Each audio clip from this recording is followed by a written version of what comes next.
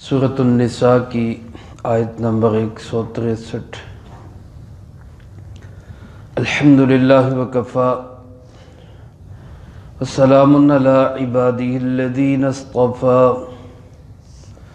خصوصا علی سید الرسل وخاتم الانبیاء وعلی آلہ واصحابہ الاتقیاء۔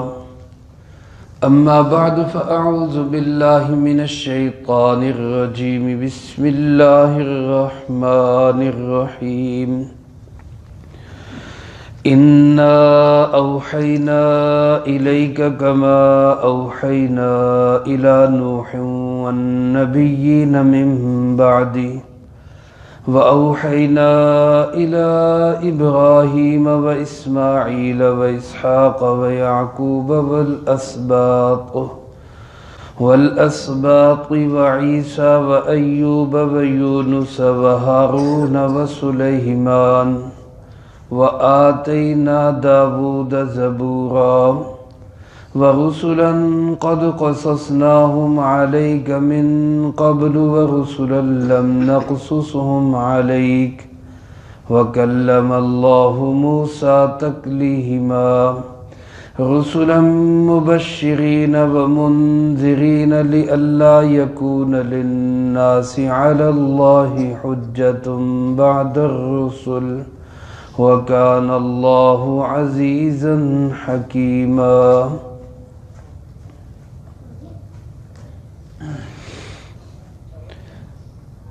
اس سے پہلی آیات مبارکہ میں، بلکہ اس سے پچھلے رکوع میں جو سورۃ نساء کا 22واں رکوع تھا، اللہ رب العالمین نے یہودیوں کے ایک سوال کا ذکر کیا اور پھر اس کا الزامی جواب دیا گزشتہ رکوع میں۔ ان آیات مبارکہ میں اس کا تحقیقی جواب دیا جا رہا ہے۔ الزامی جواب کا مطلب یہ ہوتا ہے کہ تمہارا سوال کرنا ہی غلط ہے، اور تحقیقی جواب ان لوگوں کے لیے ہوتا ہے جو کسی مسئلے کی تحقیق کے لیے سوال کریں۔ تو اللہ پاک نے ان کو گویا دونوں جواب دے دیے۔ سوال یہودیوں کا یہ تھا جناب محمد کریم صلی اللہ علیہ وآلہ وسلم سے کہ اگر آپ واقعی اللہ کے سچے نبی ہیں تو آپ پر قرآن کریم ایک ہی دفعہ کیوں نہیں اترا؟ جس طرح حضرت سیدنا موسیٰ علیہ السلام کوہ طور پہ گئے تو ایک ہی دفعہ اللہ نے ساری تورات کی تختیاں ان کو عطا فرما دی، آپ پہ ایسے کیوں نہیں اترا؟ آپ ہمیں ایسے کوئی کلام لا کے دیں، اکٹھا ہی ایک ہی دفعہ آئے، ہمیں پتہ ہو کہ آپ واقعی اللہ کے نبی ہیں اور یہ اللہ کا پیغام ہے۔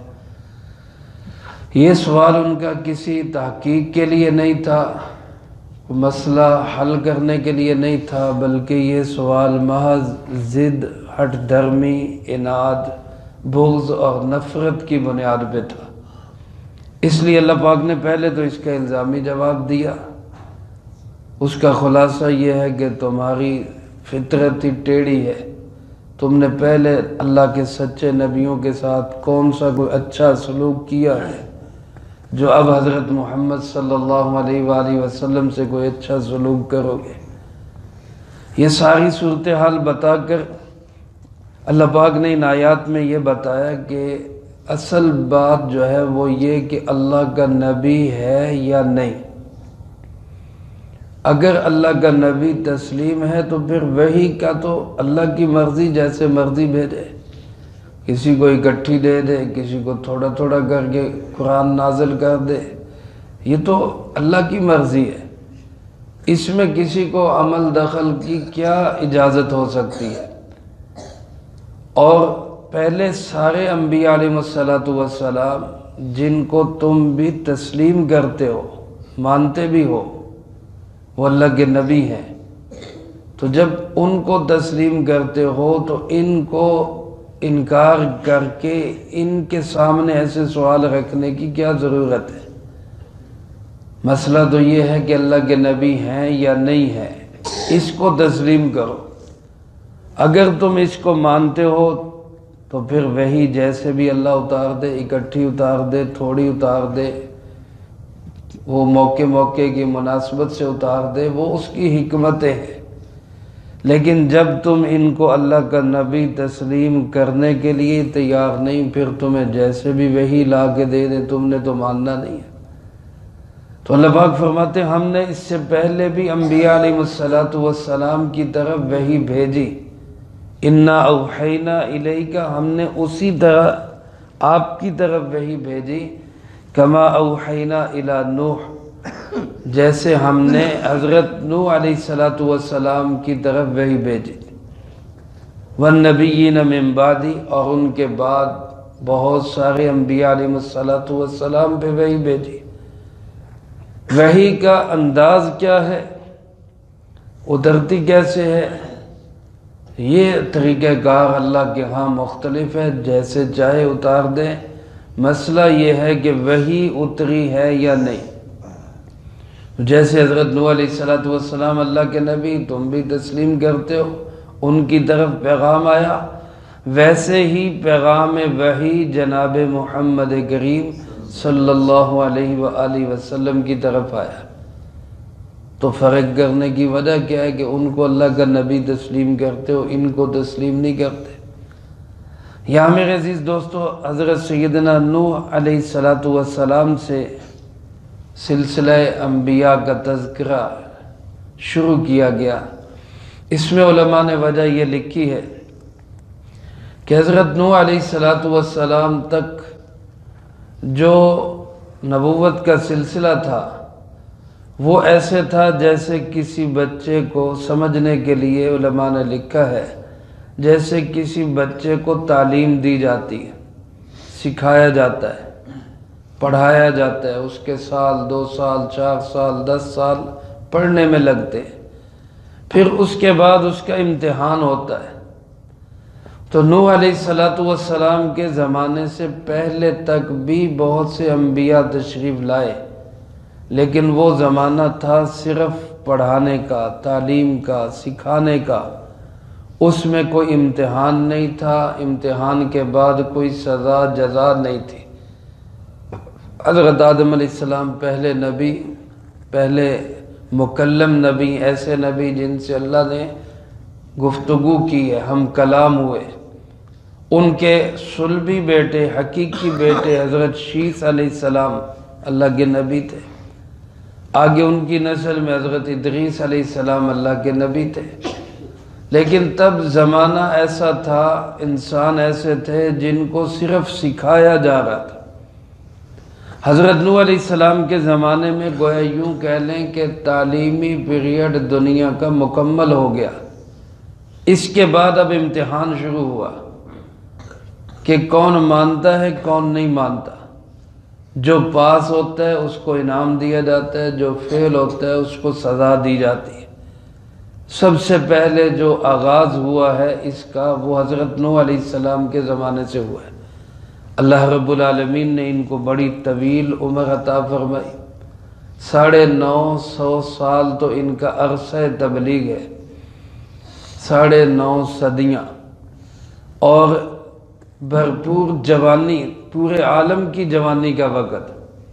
950 سال کی تبلیغ کے عرصے میں بھی حضرت نوح علیہ السلام کا ایک بھی بال سفید نہیں ہوا تھا، جوانی کی عمر تھی، اور 9.5 صدیوں میں ایک دانت بھی گرا تو دور کی بات، ہلا بھی نہیں تھا۔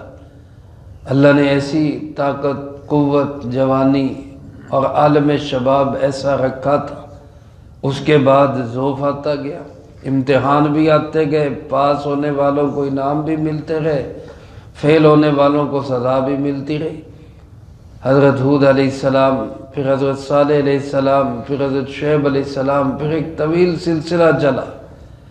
انہی میں سے چند انبیاء علیہ السلام کا اللہ پاک نے تذکرہ کرتے ہوئے فرمایا، اوحینا الی ابراہیم و اسماعیل و اسحاق و یعقوب، یہ ایک سنہری سلسلہ ہے انبیاء علیہ السلام کا۔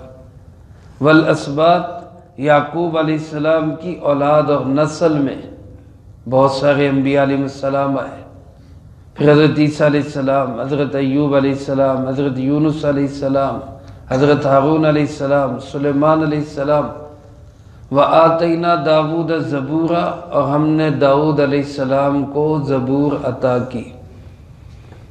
یہ اولو العزم پیغمبر ہے، یہ وہ پیغمبر علیہ السلام ہیں جنہوں نے باطل کے خلاف جنگ لڑی ہے۔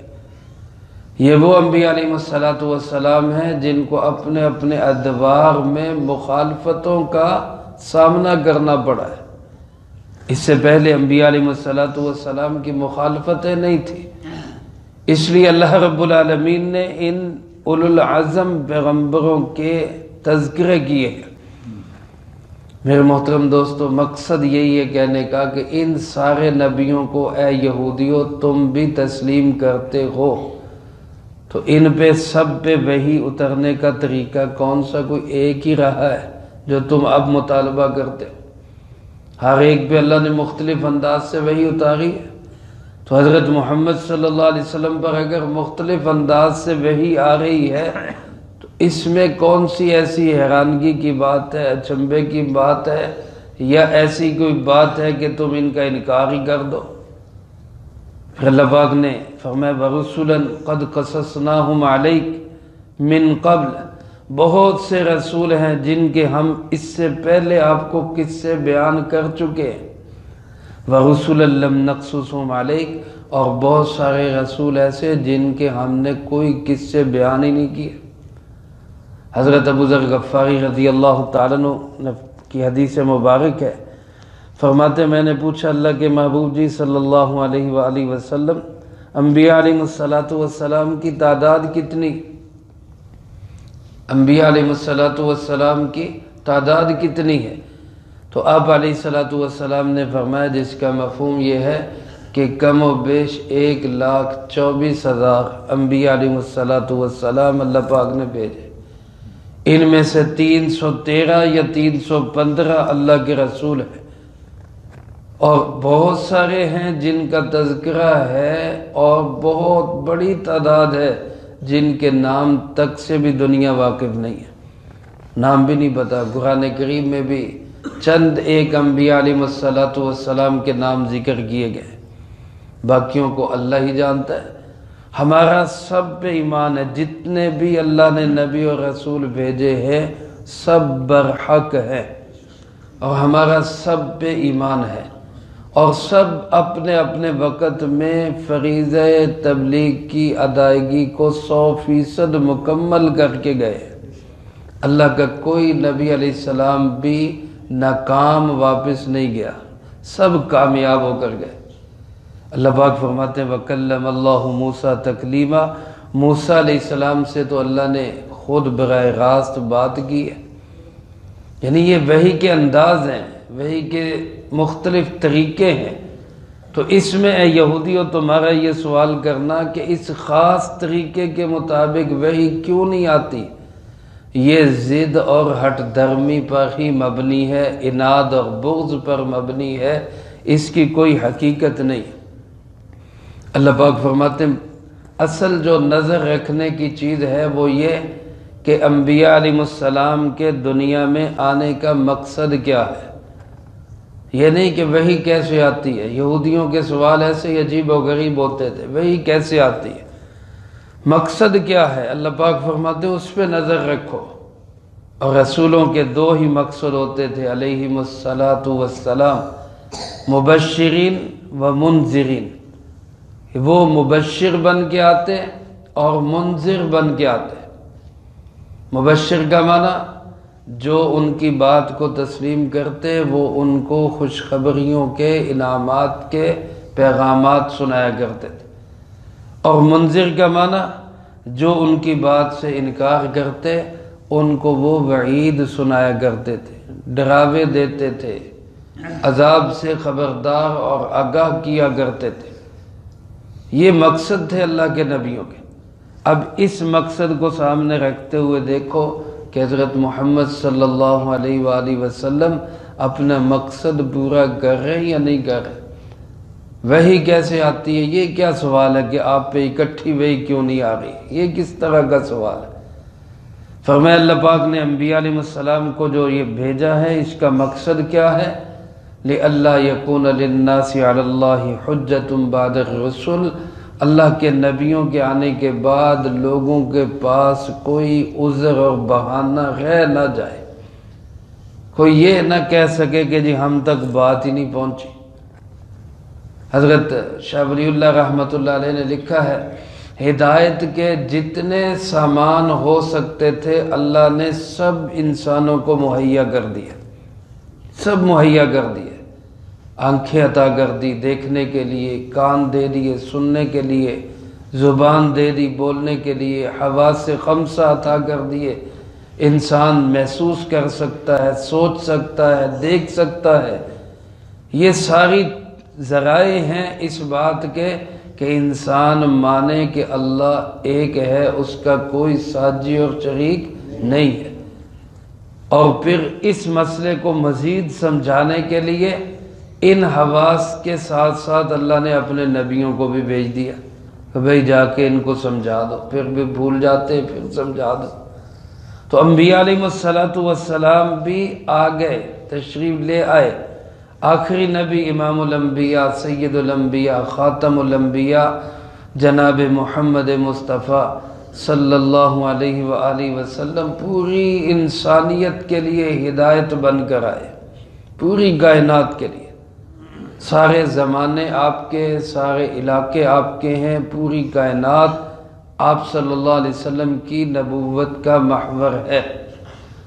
اب اس ساری کائنات کے اندر اللہ کے دین کی تبلیغ، جناب محمد کریم صلی اللہ علیہ وسلم کے پیغام کو پہنچانا، یہ ہم سب کی ذمہ داری ہے۔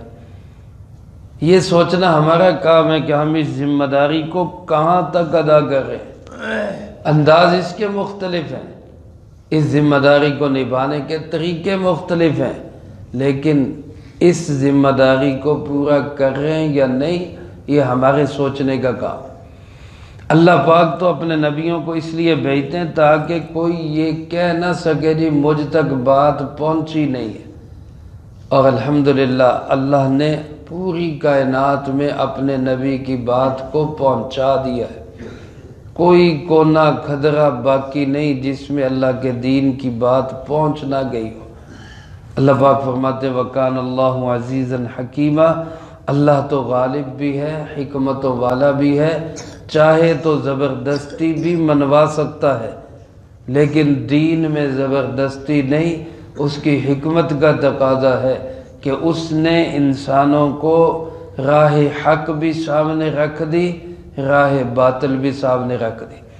اب انسانوں چلنا تمہارا کام ہے۔ اللہ کے نبی حضرت محمد صلی اللہ علیہ وسلم کی مان کر چلو گے تو جنت میں استقبال ہوگا، انکار کر کے چلو گے تو سزا ملے گی جیسے پہلی قوموں کو سزا ملتی رہی ہے۔ لہذا اے یہودیوں، یہ سوال نہیں کہ وہ وحی کیسے لے کے آتے ہیں، سوال یہ ہے کہ وہ اللہ کے نبی ہیں یا نہیں ہیں۔ اگر وہ نبی ہیں اور یقیناً ہیں، اگلی آیات میں اللہ پاک فرما رہے میں خود گواہ ہوں حضرت محمد صلی اللہ علیہ وسلم کی نبوت کا، تو پھر وحی جیسے بھی آئے اس کو تسلیم کرنا چاہیے۔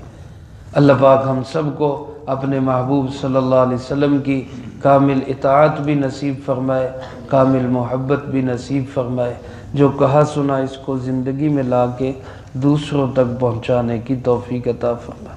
اللہم انت السلام ومنک السلام، تبارکت ربنا وتعالیت یا ذا الجلال والاکرام۔ اللہم اعنا علی ذکرک وشکرک وحسن عبادتک۔ اللہم احسن عاقبتنا فی الامور کلہا وأجرنا من خزي الدنيا وعذاب الآخرة۔ اللهم باقية كباقية الوليد، اللهم استر عوراتنا وآمن روعاتنا، اللهم إنا نجعلك في نحورهم ونعوذ بك من شرورهم، اللهم اكفنا بحلالك عن حرامك وأغننا بفضلك عمن سواك، اللهم اكفنا كل مهم من حيث شئت ومن أين شئت